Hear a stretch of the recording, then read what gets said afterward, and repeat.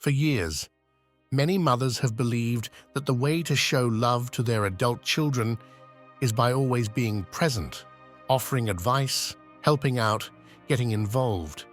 But what happens when that love, despite the best intentions, becomes a barrier to the independence of those who have already grown up? When was the last time you asked yourself if, in the name of love, you might be interfering with your own child's freedom? There's a silent struggle that affects the emotional well-being of many older women, the difficulty of letting go of the active mothering role once it's no longer needed.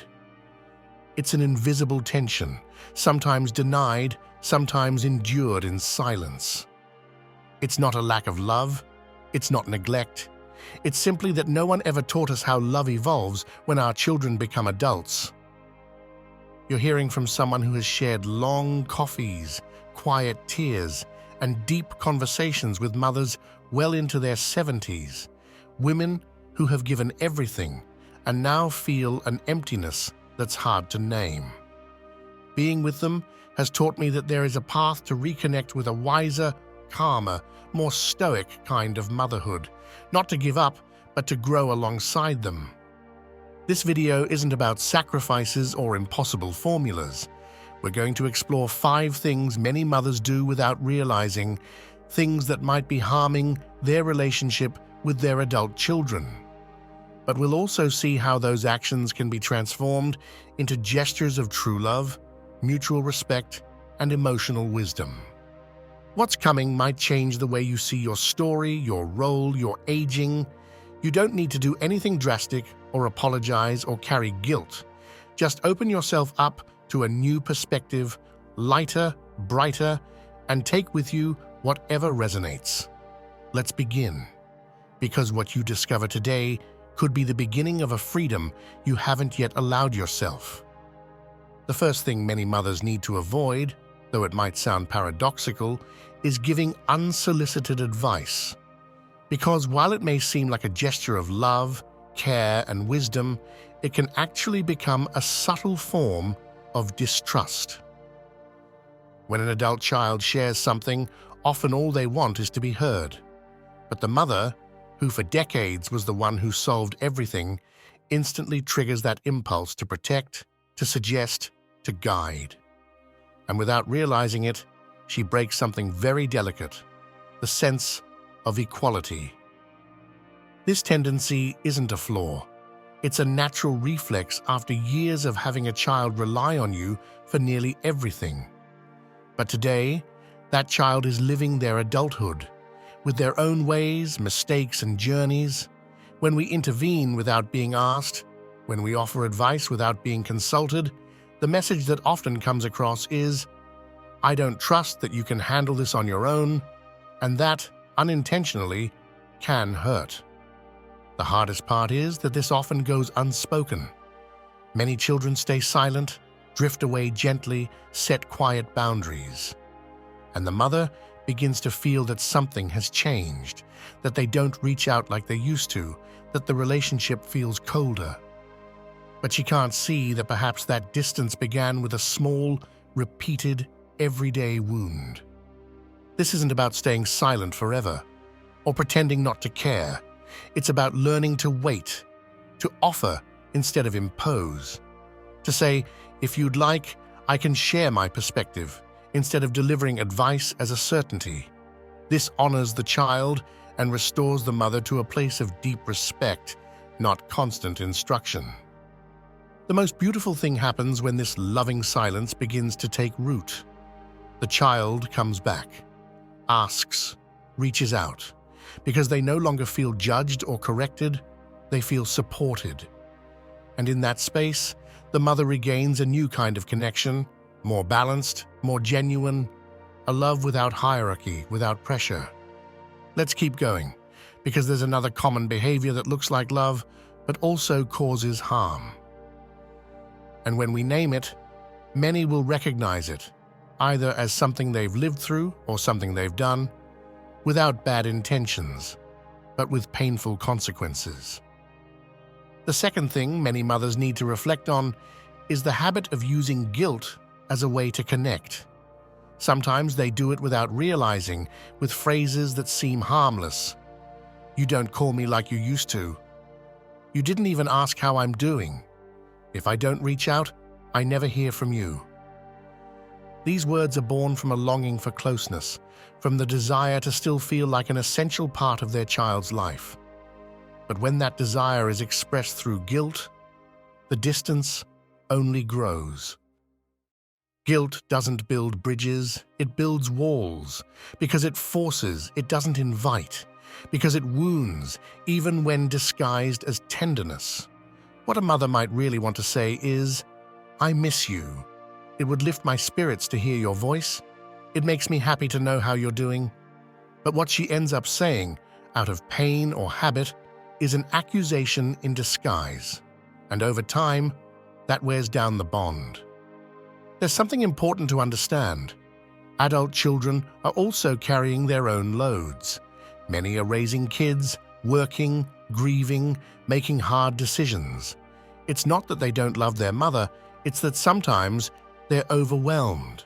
And when they feel pressure, judgment, or reproach, they pull back, not out of malice, but emotional exhaustion. Changing this isn't easy, but it is possible.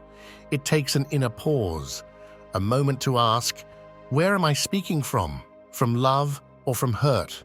Am I seeking closeness or am I punishing? Because if the answer is closeness, then the way we express ourselves must change.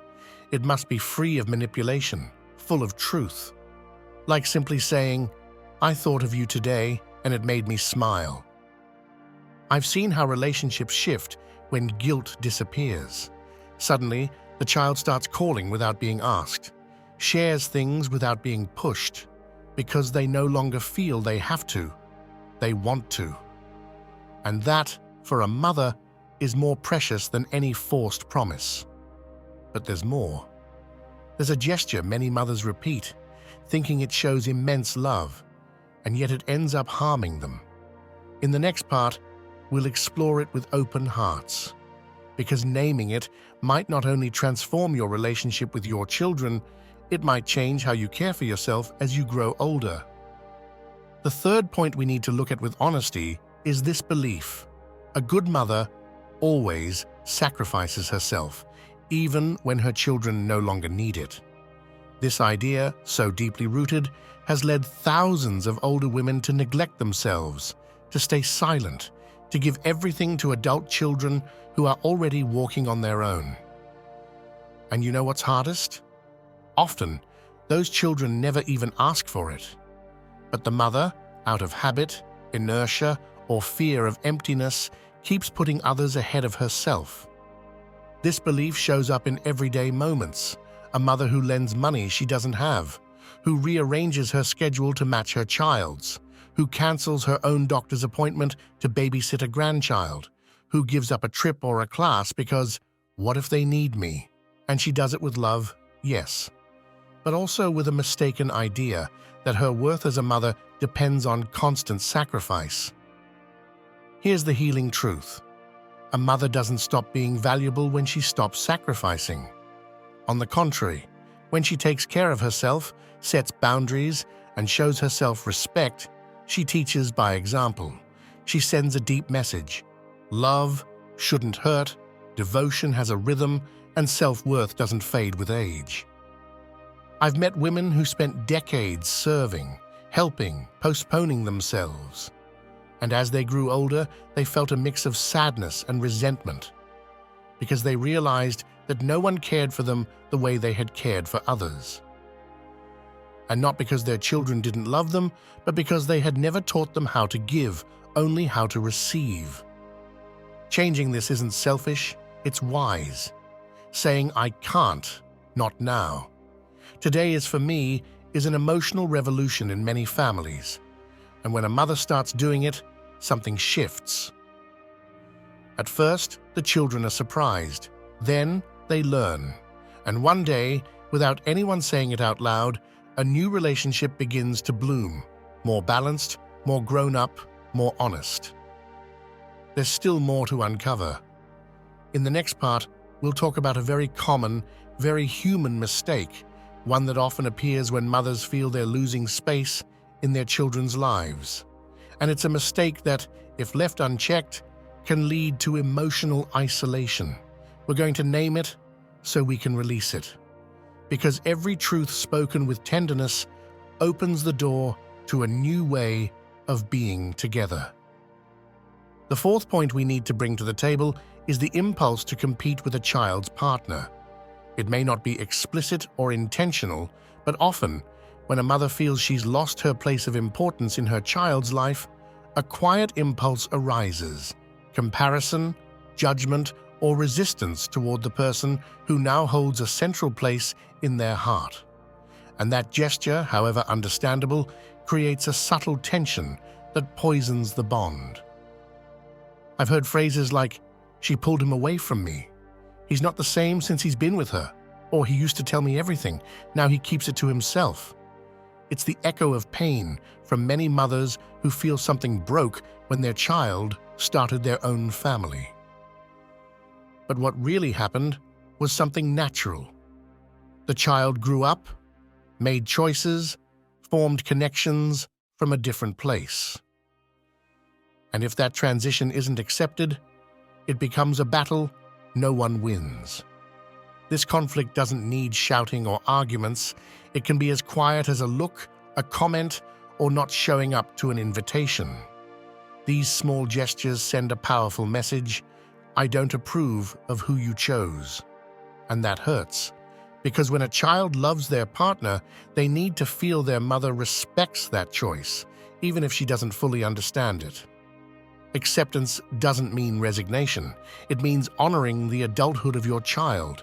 It means recognizing they no longer need to be protected or guided through every step.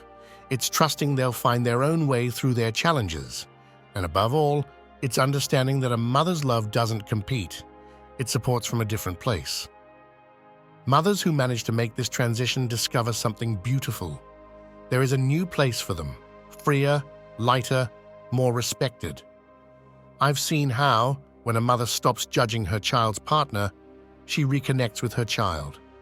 Not like before, but in a more mature, more honest way. Sometimes, an unexpected bond even forms with the partner when they sense that there's no judgment, only welcome. This kind of change doesn't happen overnight. It's a process of letting go, of watching quietly, of choosing when to stay silent and when to speak with kindness, but always from a place of peace, not struggle. And now we've come to the final point, a gesture that seems harmless but can cause deep pain if left unaddressed. In the next part, we'll talk about a behavior many mothers have normalized, one that can lead to growing silence and emotional distance. Let's name it so it no longer works in the shadows. The fifth gesture many mothers should avoid, though it may seem protective, is staying silent when something truly hurts. Not speaking up, not expressing, not saying what they feel for fear of creating discomfort, losing the bond, or appearing weak. It's that silence that settles in when a child forgets an important date, responds coldly, or doesn't call for weeks. And the mother, instead of saying, "That hurt me," keeps it inside, stores it, hardens from within. That silence is not peace. It's a kind of emotional self-exile, a way of slowly disappearing day by day, because it's not about dramatizing or complaining, but it is about speaking from the heart. When something hurts and remains unspoken, it becomes distance, and what isn't named turns into a wall. Many older women were raised with the belief that feeling was a luxury and expressing was a risk, that the best thing was to swallow it, endure it, hold it in. But the body ages, and with it, the ability to repress without consequences fades. Buried emotions don't vanish. They surface in the body, in the mood, in insomnia, in a sadness that has no name. I've met mothers who, after decades of silence, finally found the courage to say, "That made me feel small. It hurt when you didn't look at me. I need to know I matter to you." And far from losing something, they gained closeness. because an adult child might not realize how much they hurt without meaning to. And when a mother speaks from truth, not blame, something softens, something reconnects. The kind of silence that protects peace is wise, but the kind that hides pain erodes from the inside. The challenge is to find that fine line between what should be lovingly held back and what needs to be lovingly spoken. Because both can heal if they come from awareness, not fear. We've come to the end of this journey, but there's still something left to say. Because beyond what should be avoided, there is something you can do. A gesture that is deep, intimate, and restorative. In the final part, we'll gather everything we've explored and open the door to action, to real care, to a wise form of motherhood that doesn't weigh down, doesn't tighten, doesn't vanish, but transforms. Because it's never too late to love better.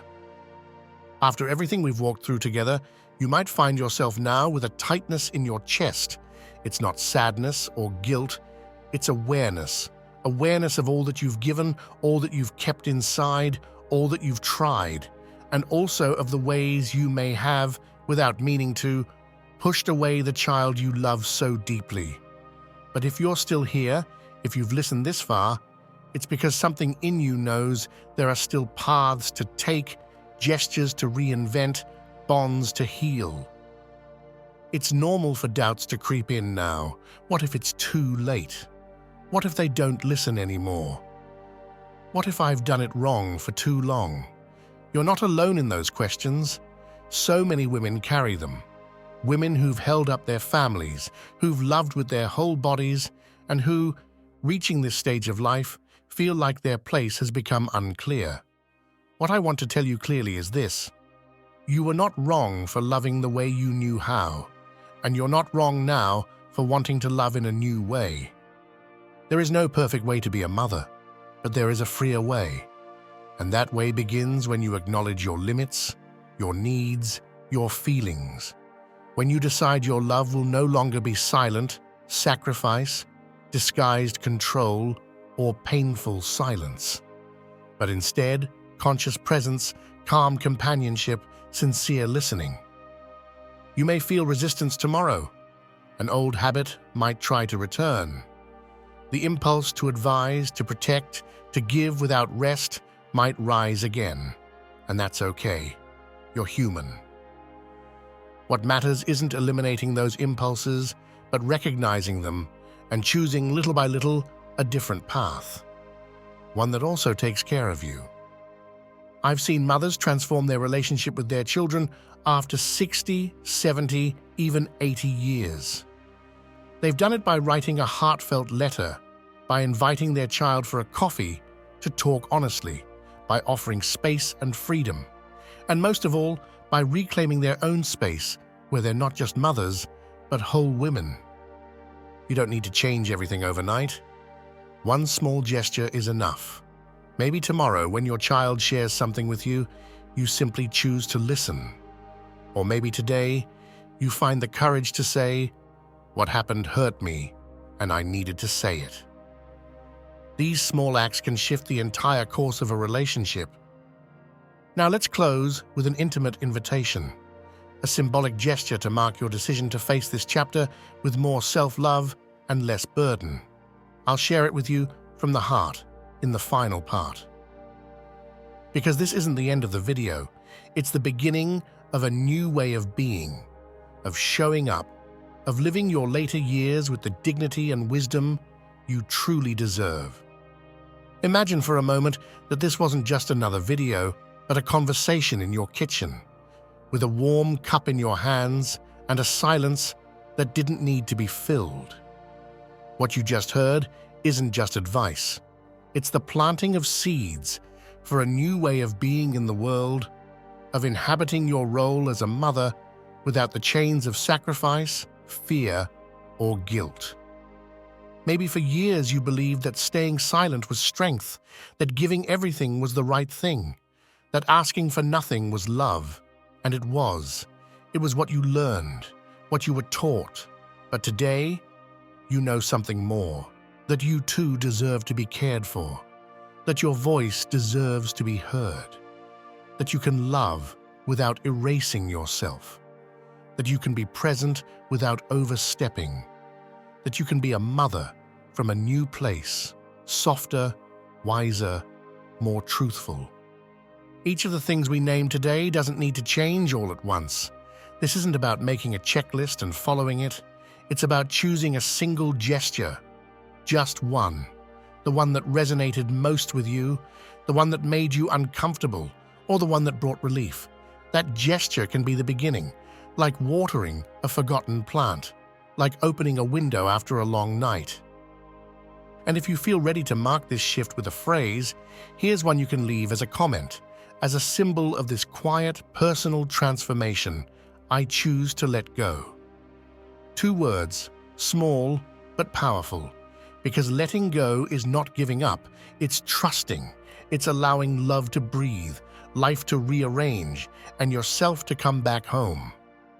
If this reflection touched something in you, if you believe it could help another woman who has given so much and now needs to start giving to herself, share this video.